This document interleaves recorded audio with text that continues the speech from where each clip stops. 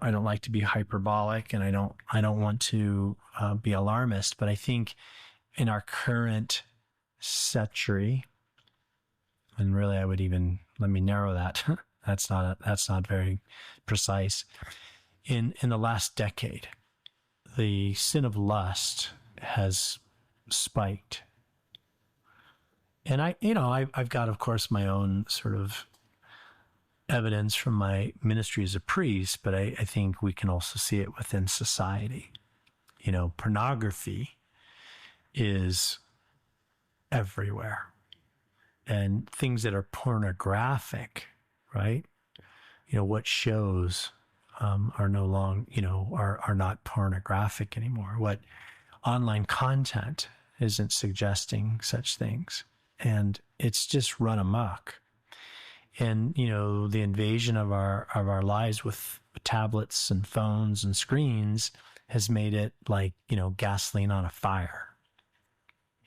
And so I no longer hear confessions that don't include this sin.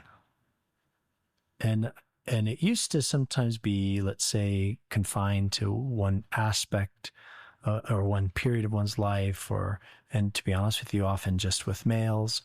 But now it's in both camps, and it's from, 8, 9 years old up to 85, 90. And I would say to you that there is a very, very aggressive and sort of devious industry that's seeking to capture and play upon your lust. And in correspondence with that is sort of this kind of general carousing, coarse spirit, video gaming, app use, weed, alcohol, gambling, and pornography. It's all part of our pride, which, pride is also about pleasure and seeking pleasure. And, as human beings, we've descended into a carnal, sort of a flesh-based existence. This is something that the saints of the church make a clear distinction about. It's certainly found in the New Testament as well, and in the scriptures, about how humanity can exist at the physical level, sort of a moral level. I don't harm you, you don't harm me. I wouldn't seek to harm you. I want to be left to my own desires, but, kind of live, as my biology would make me live. And then there's the man of the flesh, the woman of the flesh, who descends into abusing themselves and others to gratify their desires. It's destructive. And above all that is the spiritual person that St. Paul talks about in Corinthians, who will suffer for another, who will put aside their own wants, desires in service to another human being, and will sacrifice for them. And we are called to that type of living. I would say we have fallen into an existence. I wish we were just, let's say, biological, physical, but we're not. We're carnal now, and we're celebrating it. So this particular sin, when you bring it up, that's why I'm taking so much time here. I think it's it's something we better be paying attention to, because if we do not kill this dragon, it will take over our lives. And I've seen it. I've just seen it time and again. People who first were captured by lustful thoughts and self-abuse and have been ensnared. And it has gone into their marriages, it's gone into their adult lives, it's gone into their old age. It's become so disfiguring and destructive. So you got to get a hold of this thing. So an image I want to give you is, I want to give you the image of St. George and the dragon. And if you picture the image, he's killing that dragon by placing the tip of the spear through the mouth and out the back of the head of the dragon. He's not wounding it. He's not harming it. He's killing it. And abstinence, complete abstinence from this sin, has to be on the table. We can't let that fire burn, and we can't let it simmer. We got to put it out. And so what are we to do?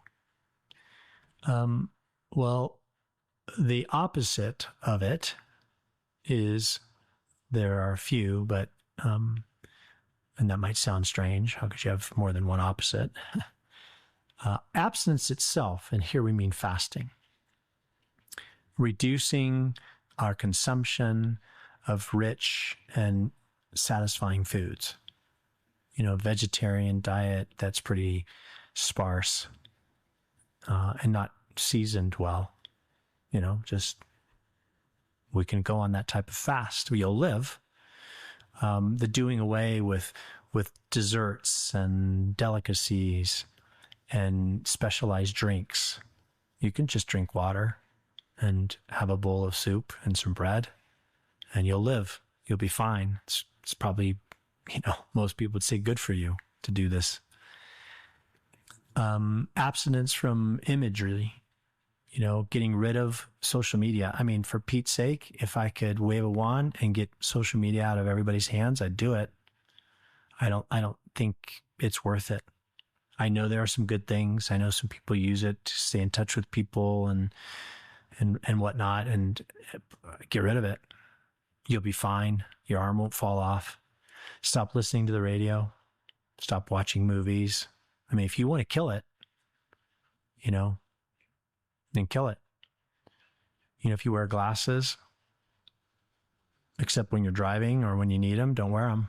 So you don't get pulled in with the lust of the eye. Be careful what you read, what books, what programs you're attending to, all that. The lyrics of songs. Don't put yourself in places where you're going to be caught up at looking at others with lust. I mean, I'm waging war here, right? So abstinence, and fasting, right? And then what about modesty? What about, being modest in dress, modest in behavior, temperate in our words, in what we speak about, and not allowing the passion on the flesh to be aroused. That's a track we can take, and being consistent with this, right? And being careful. So I think I've certainly unpacked this to a greater degree than maybe your question, was asking, but it's important. And I say it's important because I'm telling you, it's really tough right now. Now, if we stumble, and we will, one of the remedies is to give a good account through confession. It's okay. We can have healthy shame. We can have contrition, like, gosh, I don't want to do this, and I fell again. And we don't have to have shame like, I can't tell anybody, I need to hide. What I'm saying is to come to confession and to expose our lust. This is one of the actions that we can take that confronts and is an opposite, right? Because lust is an activity that we do inside ourselves.